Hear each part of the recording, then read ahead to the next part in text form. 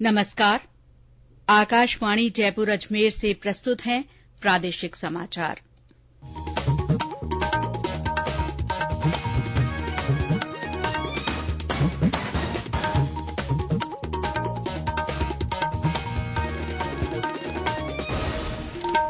मुख्य समाचार। प्रधानमंत्री नरेंद्र मोदी ने सेमिकॉन इंडिया सम्मेलन का उद्घाटन किया। कहा, व्यापक प्रतिभाओं के कारण सेमीकंडक्टर उद्योग को भारत पर विश्वास। G20 के तहत सिविल 20 शिखर सम्मेलन का आयोजन कल से जयपुर में। देश विदेश के 500 से अधिक प्रतिनिधि भाग लेंगे। प्रतिपक्ष के नेता राजेंद्र राठौड़ ने पुलिस उप निरीक्षक भर्ती परीक्षा के नतीजों पर सवाल उठाए। एसीबी ने जयपुर में सहायक वाणिज्य कर आयुक्त सहित एक दलाल को 6 लाख रुपए से ज्यादा की रिश्वत लेने के आरोप में गिरफ्तार किया।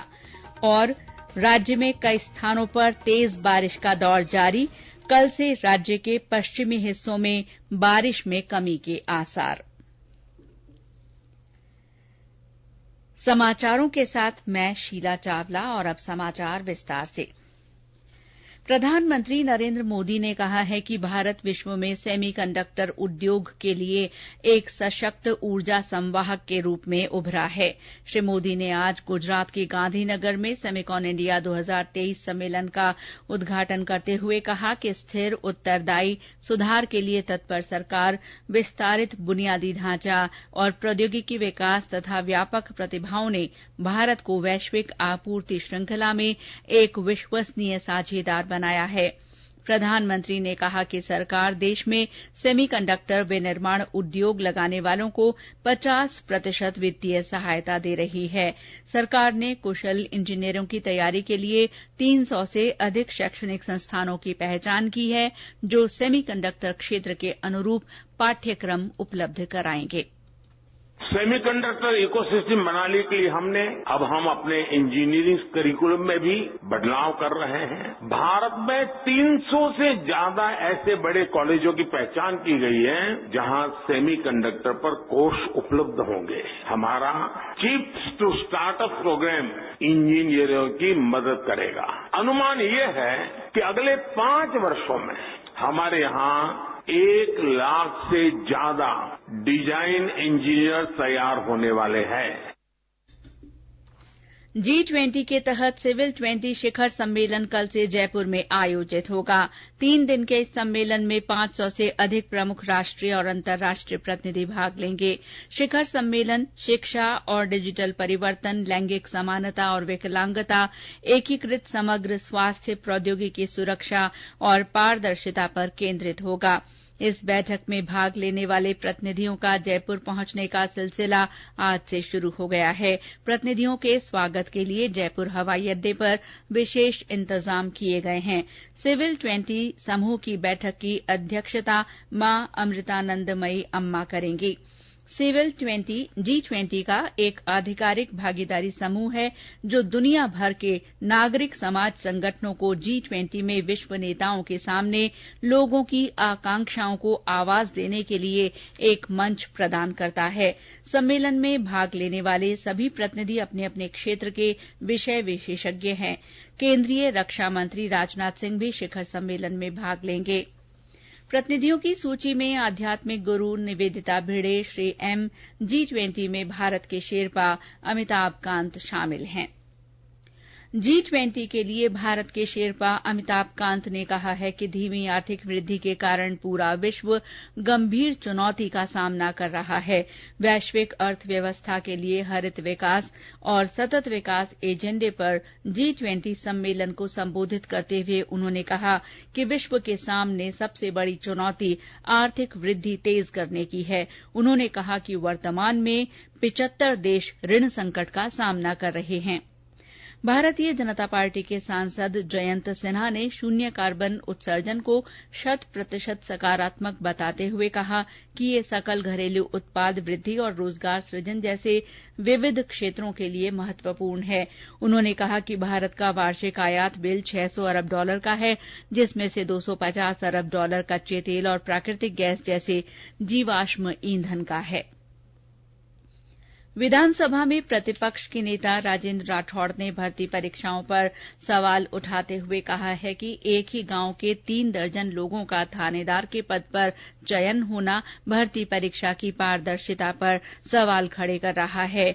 आज भाजपा मुख्यालय में पत्रकारों से बातचीत में श्री राठौड़ ने कहा कि उप निरीक्षक की भर्ती के नतीजों में एक तहसील से 100 और जिले से 200 लोगों का नाम होना भी बड़ी बात है। उन्होंने कहा कि भाजपा सरकार आने पर इस सब की जांच करवाई जाएगी। उन्होंने कहा कि पुलिस उप निरीक्षक का पेपर लीक होने पर कुछ लोगों पर कार्रवाई हुई, कुछ संस्थाओं को ब्लैकलिस्ट किया गया। इसके बावजूद परीक्षा का परिणाम जारी किया गया, जो दुर्भाग्यपूर्ण है। बीकानेर में राष्ट्रीय शिक्षा नीति की 3री वर्षगांठ के सिलसिले में केंद्रीय विद्यालय में पत्रकार वार्ता आयोजित की गई। प्राचार्य एनएल बिजारनिया ने बताया कि राष्ट्रीय शिक्षा नीति बच्चों की समझ को विकसित करने में साबित हो रही है। उन्होंने बताया कि शिक्षा के साथ साथ बच्चों को तकनीकी शिक्षा भी उपलब्ध करवाई जा रही है। राष्ट्रीय शिक्षा नीति के 3 साल पूरे होने के उपलक्ष्य में देश भर में 3री वर्षगांठ केंद्रीय विद्यालय सेलिब्रेट कर रहा है, जिसके तहत प्राइमरी एजुकेशन में निपुण और एफएलएन जैसी नई गतिविधियां उसमें जोड़ी गई हैं, जिसमें बच्चों की बुनियादी शिक्षा पे बहुत जोर दिया गया है। बच्चों को पढ़ाने के साथ साथ अब बच्चे किस तरीके से समझ के पढ़ सकते हैं, उस पर ज्यादा जोर दिया गया है। ऊपर की कक्षाओं में बच्चों में आर्टिफिशियल इंटेलिजेंसी और स्किल एजुकेशन पे ज्यादा ध्यान दिया गया है और अपर क्लासेज में बच्चों को सब्जेक्ट की फ्लेक्सिबिलिटी दी गई है। ये समाचार आकाशवाणी जयपुर अजमेर से प्रसारित किए जा रहे हैं।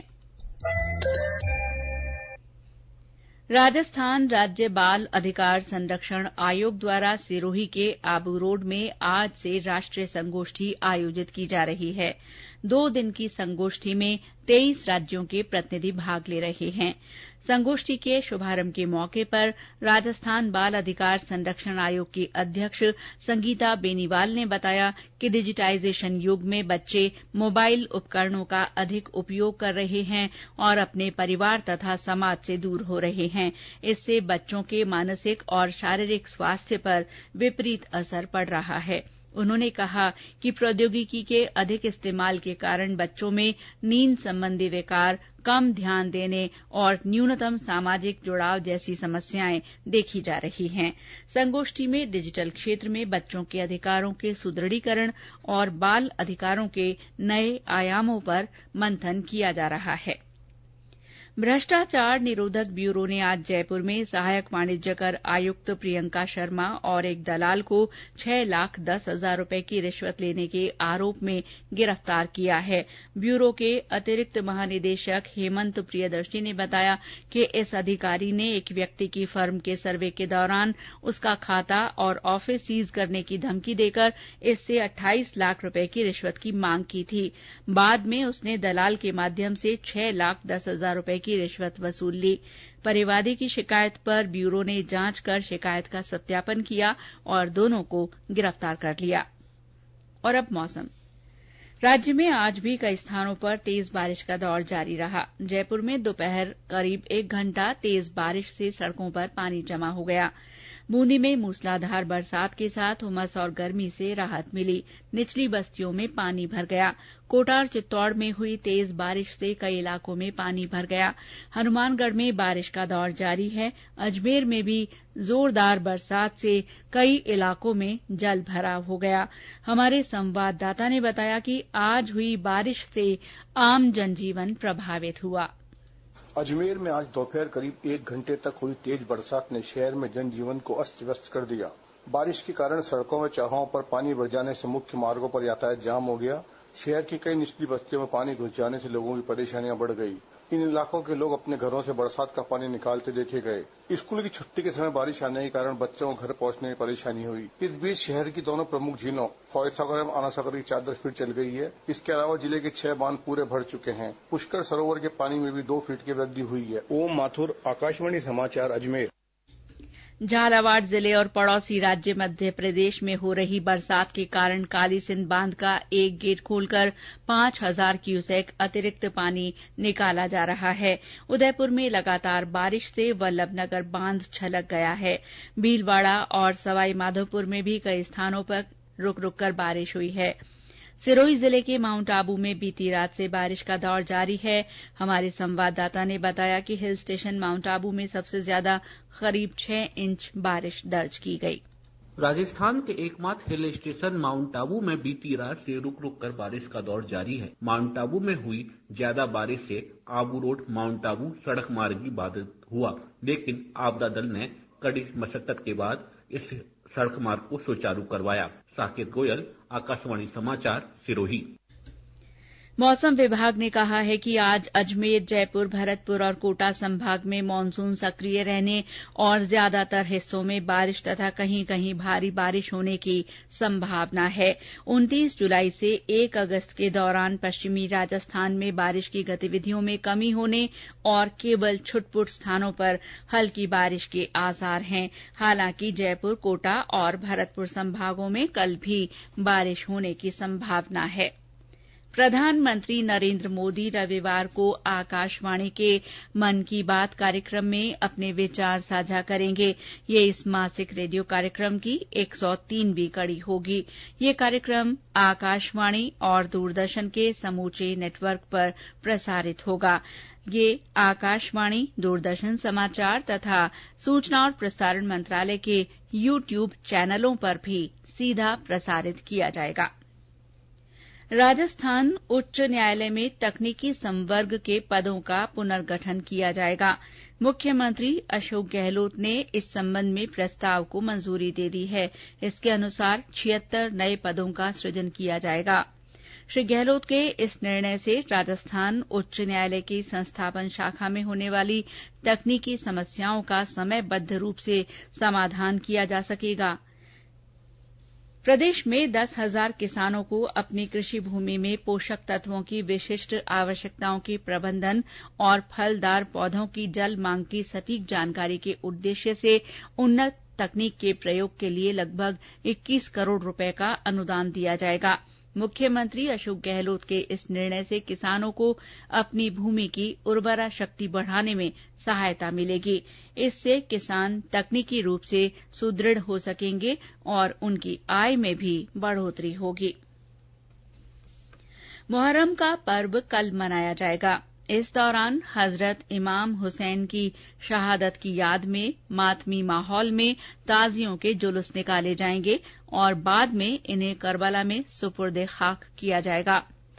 राज्यपाल कलराज मिश्र ने मुहर्रम के मौके पर हजरत इमाम हुसैन के बलिदान को याद किया है। उन्होंने सभी से ईमान और सच्चाई के रास्ते पर चलने का आह्वान किया है। मुख्यमंत्री अशोक गहलोत ने कहा है कि हजरत इमाम हुसैन की शहादत जुल्म और नाइंसाफी के खिलाफ आवाज बुलंद करने और सच्चाई की राह पर चलने की प्रेरणा देती है। और अंत में मुख्य समाचार एक बार फिर। प्रधानमंत्री नरेंद्र मोदी ने सेमिकॉन इंडिया सम्मेलन का उद्घाटन किया। श्री मोदी ने कहा कि व्यापक प्रतिभाओं के कारण सेमीकंडक्टर उद्योग को भारत पर विश्वास है। G20 के तहत सिविल 20 शिखर सम्मेलन का आयोजन कल से जयपुर में होगा। 3 दिन के सम्मेलन में देश विदेश के 500 से अधिक प्रतिनिधि भाग लेंगे। प्रतिपक्ष के नेता राजेंद्र राठौड़ ने पुलिस उप निरीक्षक भर्ती परीक्षा के नतीजों पर सवाल उठाए हैं। एसीबी ने जयपुर में सहायक वाणिज्य कर आयुक्त सहित एक दलाल को 6 लाख रुपए से ज्यादा की रिश्वत लेने के आरोप में गिरफ्तार किया है। और प्रदेश में कई स्थानों पर तेज बारिश का दौर जारी है। कल से राज्य के पश्चिमी हिस्सों में बारिश में कमी होने के आसार हैं। इसके साथ ही प्रादेशिक समाचार बुलेटिन समाप्त हुआ। नमस्कार।